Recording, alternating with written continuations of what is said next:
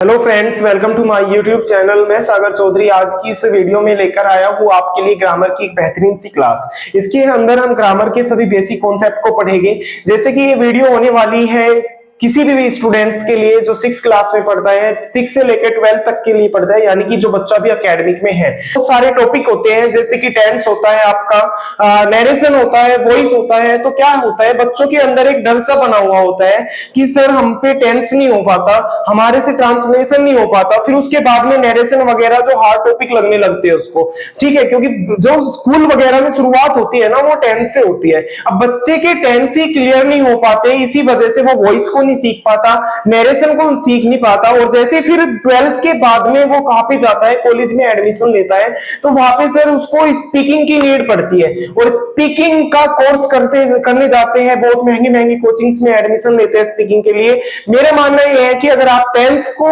अच्छे से क्लियर कर लेंगे एकेडमिक के टाइम में ही, तो जब आप स्पीकिंग का कोर्स करने जाओगे तो वहां पे आपका 50% हो जाएगा टेंस से। क्योंकि टेंस में हम जनरली क्या सीखते हैं, ट्रांसलेशन सीखते हैं, सेंटेंसेस को बनाना सीखते हैं।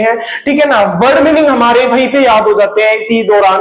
ठीक है, तो आज की जो क्लास लेकर आया हूं मैं, इसमें सबसे पहले टॉपिक करेंगे हम टेंस, के बाद वॉइस पढ़ाऊंगा मैं आपको, फिर उसके बाद में नरेशन पढ़ाऊंगा, और उसी के बाद में जब आपका 50% स्पीकिंग का कंप्लीट हो जाएगा इसमें मैटर, उसके बाद में फिर आपकी स्पीकिंग की क्लास भी स्टार्ट होगी कि सर स्पीकिंग को इंप्रूवमेंट कैसे करें, how can we improvement our speaking. ठीक है ना, इंग्लिश स्पीकिंग में फ्लुएंसी कैसे लाए, ट्रांसलेशन कैसे स्ट्रॉन्ग करें, वो सब चीज सीखेंगे हम इस कोर्स के अंदर। ठीक है, तो इस कोर्स की आज ये फर्स्ट वीडियो है। ठीक है, तो स्टार्ट करते हैं बिना देर किए हुए आज की इस वीडियो को। तो सबसे पहले आज का जो टॉपिक स्टार्ट करूंगा मैं, वो करूंगा सर टेंस। टेंस को सबसे पहले देखते हैं हिंदी में क्या बोलते हैं। टेंस को हिंदी में बोलेंगे काल। टेंस को हिंदी में क्या बोलते हैं जी, काल। अब काल क्या है सर, अब काल को जैसे कि हम देसी लैंग्वेज में है ना, मोस्टली बच्चे जो यहाँ पे हैं वो गांव के ही होंगे, और जैसे कि घर पे भी सुना होगा आपने कि आप तेरा काल आ रहा, तेरा टेम खराब आ रहा, तो काल को हम किससे डिनोट कर सकते हैं, समय से डिनोट कर सकते हैं। ये दोनों अलग अलग चीज है। काल एक अपना अलग मीनिंग देता है और समय अपना एक अलग मीनिंग देता है, लेकिन ये मेथड मैं आपको याद करने के लिए बताया। क्यों बताया जी, ये तो हम काल भी कर सकते थे यार, क्योंकि जब मैं एक क्वेश्चन पुटअप करता हूं ना ऑफलाइन स्टूडेंट से भी, मैं स्कूल में भी पढ़ाने गया, तो वहां पे जब मैं बच्चों से क्वेश्चन पुटअप किया कि how many types of tense, तो उनका आंसर आया कि sir are 12 types of tense. होते 3 हैं, उनका आंसर आया जी 12।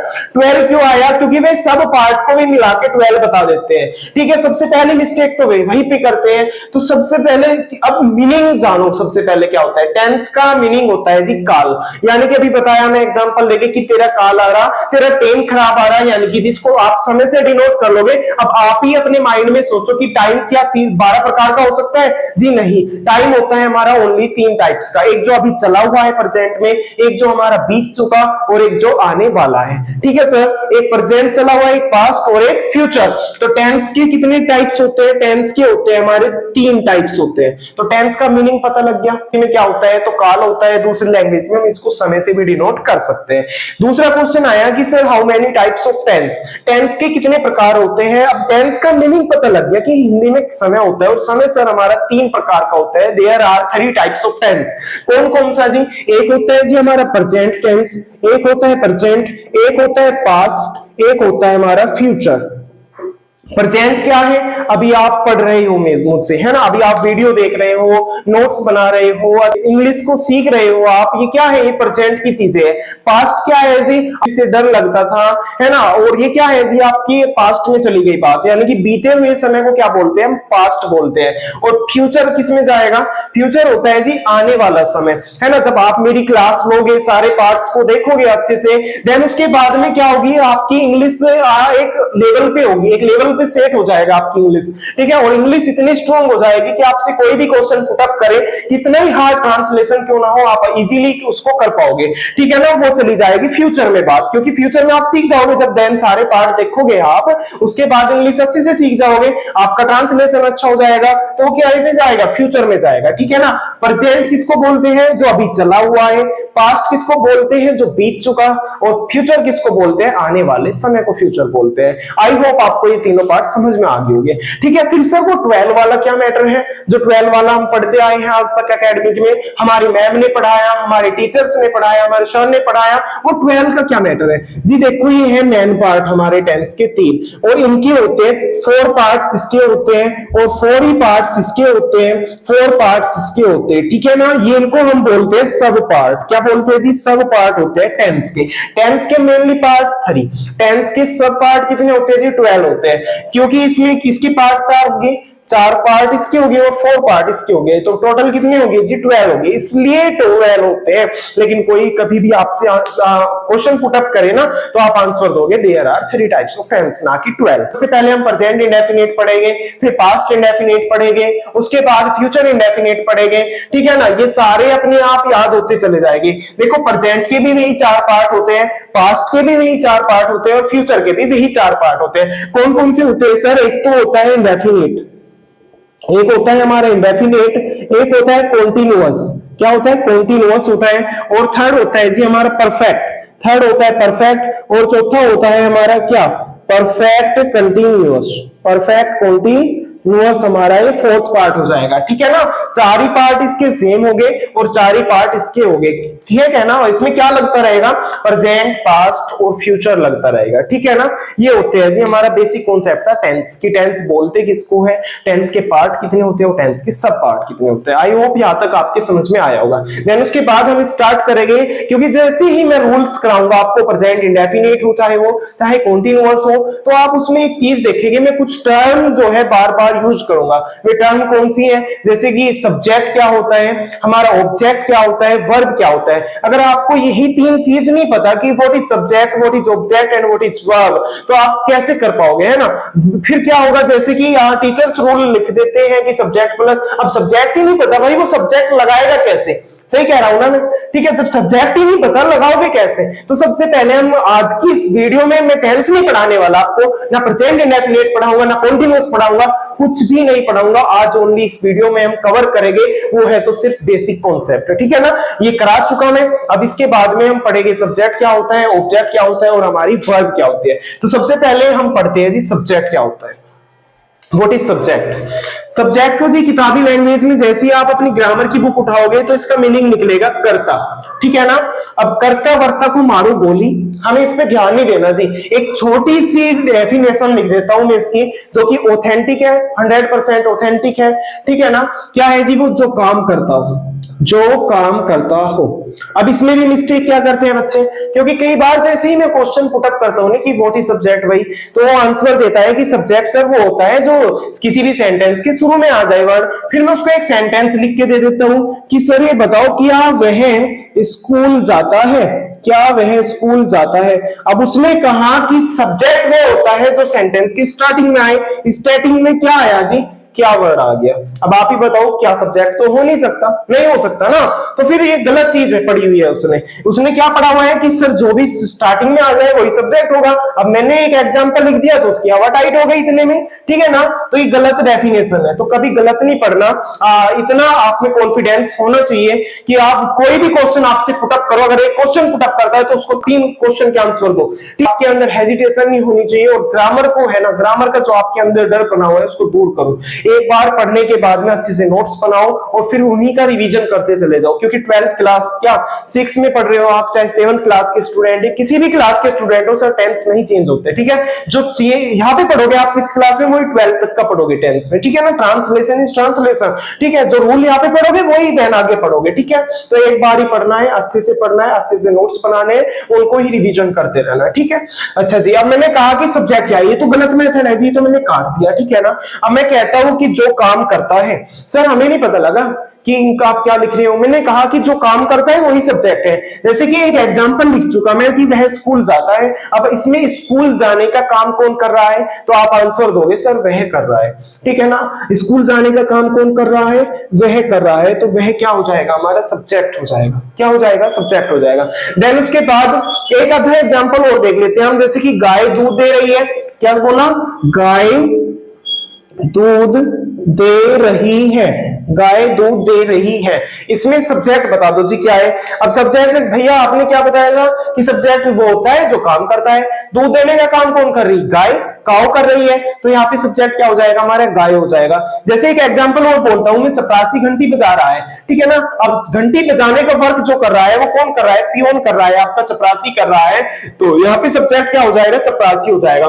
देन एक एग्जांपल और लेते हैं, जैसे कि प्रधानाचार्य जी स्कूल से आ रहे हैं। प्रधानाचार्य जी स्कूल से आ रहे हैं, स्कूल से कौन आ रहे हैं? स्कूल से आने का वर्क कौन कर रहे हैं? प्रधानाचार्य जी कर रहे हैं। देन हमारा सब्जेक्ट हो जाएगा प्रधानाचार्य जी। आई होप आपके सब्जेक्ट का जो डाउट बना हुआ था अब तक का, जो कंफ्यूजन क्रिएट हो रहा था आपके माइंड में, वो दूर हो गया होगा, ठीक है ना। अब आसानी से बता पाओगे। कोई भी बंदा आपसे पूछेगा कि सब्जेक्ट क्या होता है तो आप इजीली आंसर दोगे कि सर वो होता है जो काम करता है, ठीक है। अब कोई भी आप एग्जांपल बोल दो, हम उसमें से सब्जेक्ट फाइंड करके दिखा देंगे आपको, ठीक है।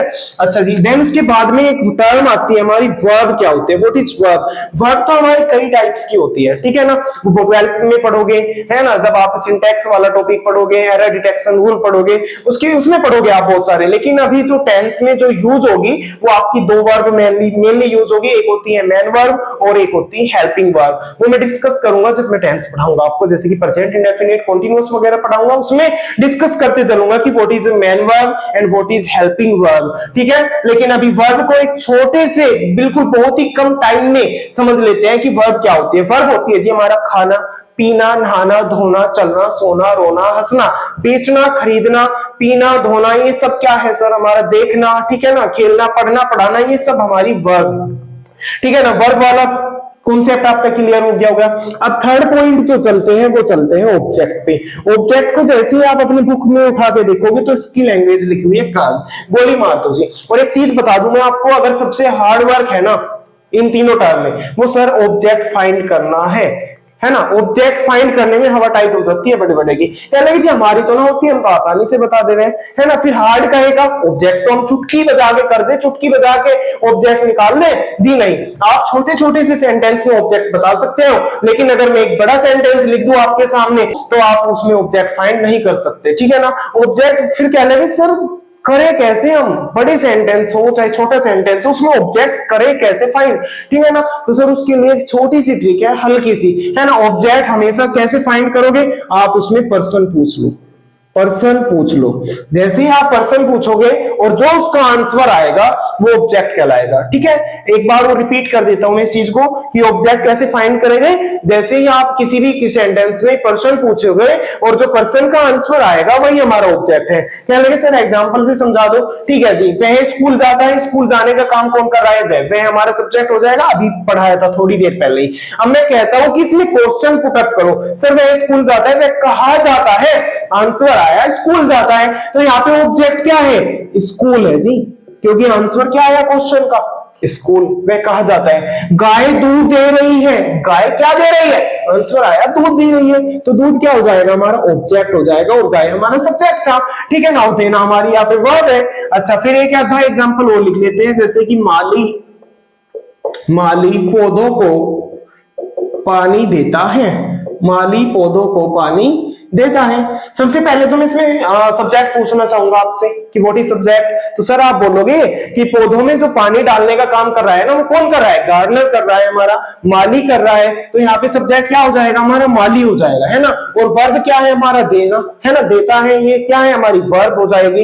अब बात तो किस पे है? मुद्दा इस पे है हमारा, ऑब्जेक्ट पे, ठीक है ना। मोटिव हमारा क्या होना चाहिए आज का कि सर आज की क्लास में हम ऑब्जेक्ट जरूर सीख के जाएंगे कि ऑब्जेक्ट को फाइंड कैसे करते हैं। तो इसका एक आसान तरीका बताया जी मैंने कि आप क्वेश्चन पुट अप कर लोगे और जैसे ही आप क्वेश्चन का आंसर आएगा ना तो वो क्या कहलाएगा? आपका वो ऑब्जेक्ट कहलाएगा, ठीक है ना। अब माली पौधों को क्या दे रहा है? आंसर क्या आया? पानी आया जी। तो पानी क्या है? ऑब्जेक्ट है। कि वह बूढ़ा आदमी जो है बिस्कुट खा रहा है, वह बूढ़ा आदमी क्या खा रहा है? आंसर आया जी बिस्कुट। तो ऑब्जेक्ट क्या हो जाएगा? हमारा बिस्कुट हो जाएगा। जैसे अध्यापक अंग्रेजी पढ़ा रहे हैं, क्या पढ़ा रहे हैं जी? अंग्रेजी पढ़ा रहे, ऑब्जेक्ट क्या हो जाएगा, अंग्रेजी हो जाएगा। और अंग्रेजी पढ़ाने का वर्क कौन कर रहे हैं, वो टीचर कर रहे हैं, अध्यापक कर रहे हैं, देन हमारा सब्जेक्ट हो जाएगा क्या, अध्यापक हो जाएगा। ठीक है ना।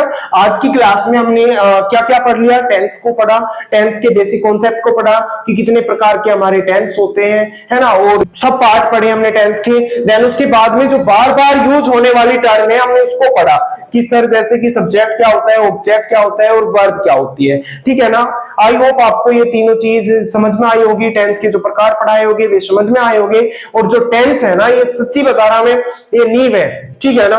जितनी अभी सुना होगा तुमने कि किसी भी घर की नींव जितनी भी मजबूत होती है ना, उस पे जो घर बनता है वो इतना ही स्ट्रॉन्ग बनता है। अब अगर तुम ये टेंस की जो नींव है ना, वो ही कमजोर कर दोगे तो फिर भाई घर कैसे बन पाएगा, है ना, घर तो ढह जाएगा वो, क्योंकि जब नींव ही कमजोर है तो घर कैसे मजबूत बनेगा। अब घर किसका सी, जैसे नरेशन पढ़ोगे, आगे आने वाले हार्ड टॉपिक है ना, जैसे कि स्पीकिंग में बिल्कुल अंग्रेजों की तरह बोलने लगोगे फटाफट। ठीक है ना। तो टेंस करना बेहद जरूरी है, इसकी बेसिक कॉन्सेप्ट का पता होना चाहिए। ठीक है ना। ऐसे ही हम ट्रांसलेशन को सीखेंगे, 12 के 12 जो होते हैं इसके पार्ट वो सारे कराने वाला हूं मैं। ठीक है ना, डे बाय डे। तो आपको आई होप आपको सब चीज समझ में आई होगी। अगर आप चैनल पे नए हैं तो चैनल को सब्सक्राइब करें और बेल आइकन को प्रेस कर दें, जिससे आने वाली वीडियो की नोटिफिकेशन आपको समय पर मिल सके।